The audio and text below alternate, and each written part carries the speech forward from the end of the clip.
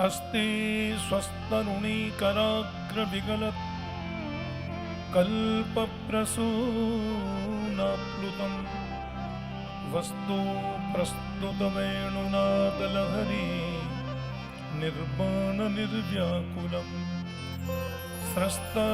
स्रस्तनिबद्धनी विविलसत् गोपी सहस्रावृतम् हस्तन्यस्तनतापवर्गमखिलो दारं किशोराकृतिः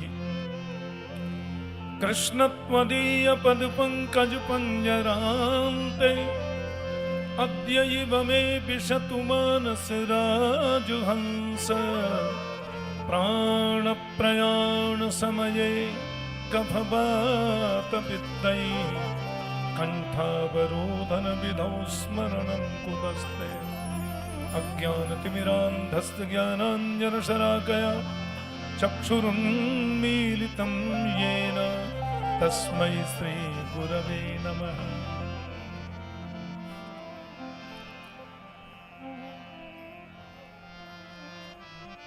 राघव के परम लाडले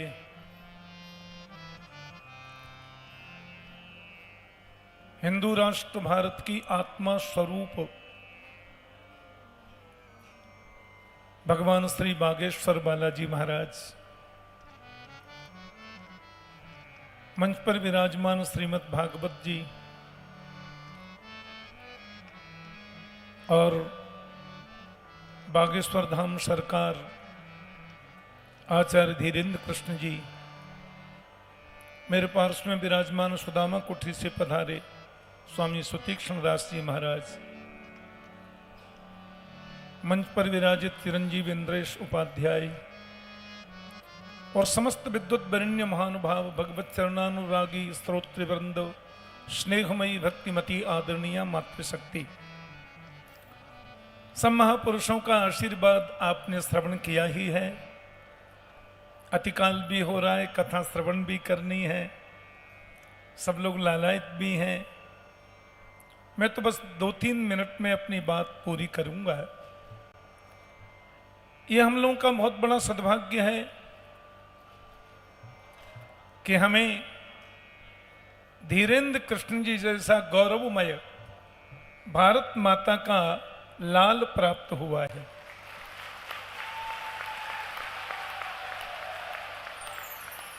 भारत हिंदू राष्ट्र था, हिंदू राष्ट्र है और हिंदू राष्ट्र रहेगा, इसमें कोई संदेह नहीं है।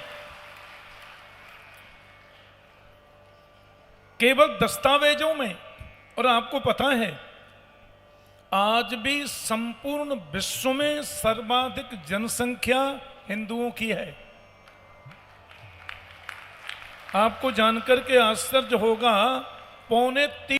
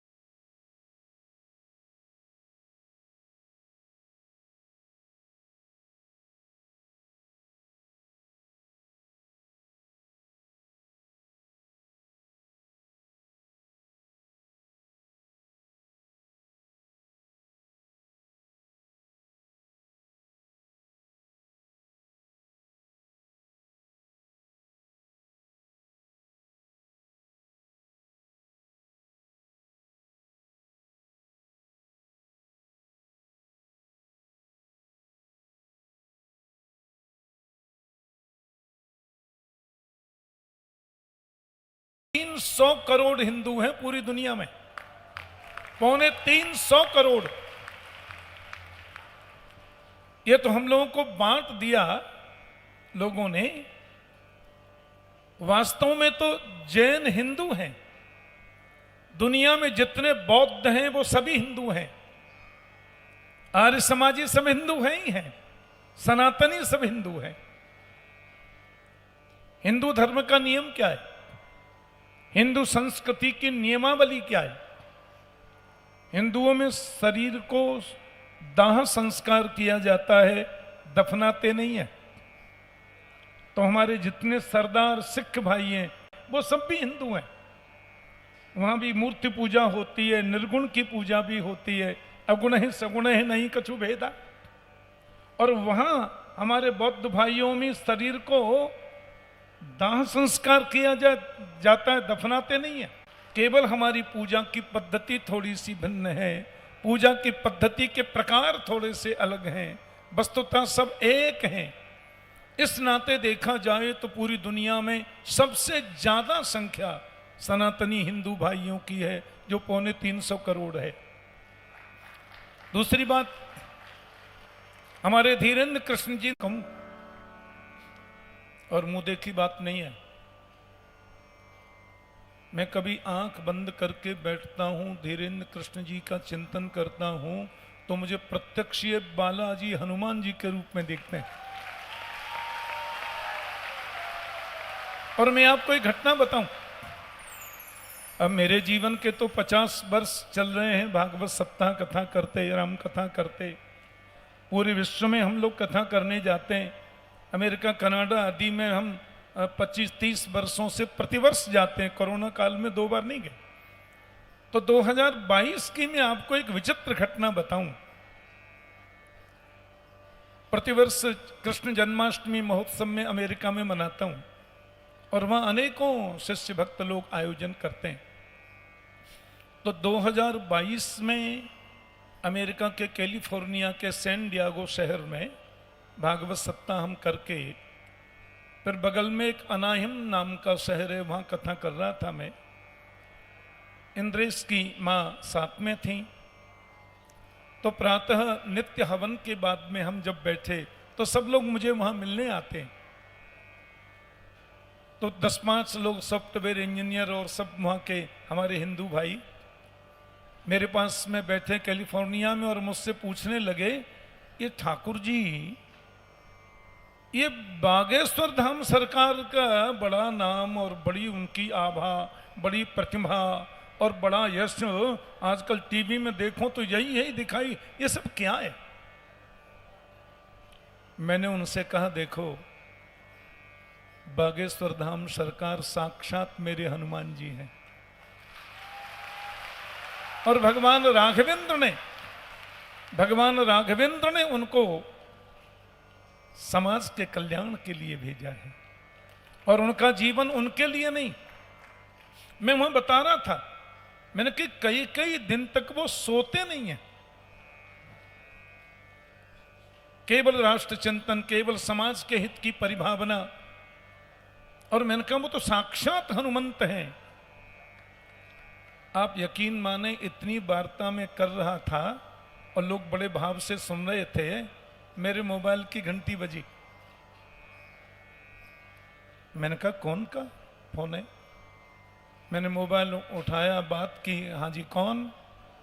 तो कहते हैं, हम धीरेन्द्र कृष्ण बोल रहे हैं, आपके चरणों में प्रणाम कर रहे हैं ना कर करके।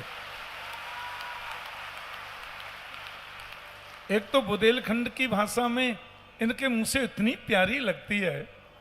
बोले, पिताजी हम प्रणाम कर रहे ना कर करके आपको। हमने कहा, कहाँ से बोल रहे हैं आप? बोले, हम अभी 2022 में पहली बार लंदन आए थे। इधर इंग्लैंड में कथा चल रही थी, दरबार चल रहा था, तो हमने सोचा कि पूज्य श्री मुझे याद कर रहे हैं तो थोड़ा प्रणाम कर लें। मेरा मोबाइल स्पीकर पे था।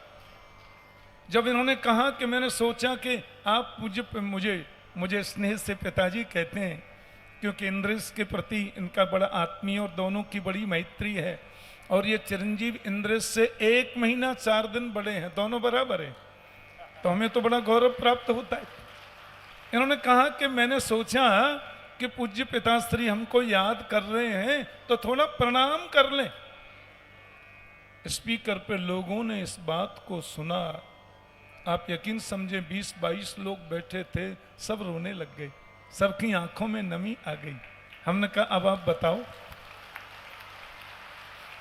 तो जैसा कि बानासर जी कह रहे थे, हिंदू राष्ट्र की जो परिभावना है वो केवल इनकी नहीं है, अनेक संतों का, अनेक महापुरुषों का, और राष्ट्र के 140 करोड़ और पूरी दुनिया में वास करने वाले जो 250 करोड़ हिंदू हैं, उन सबकी परिभावना आपसे जुड़ी है और वो सब आह भरी नजर से आपको देख रहे हैं। और मुझे लगता है ये कार्य अब निश्चित रूप से संपन्न होने जा रहा है, क्योंकि लोग अब समझने लगे।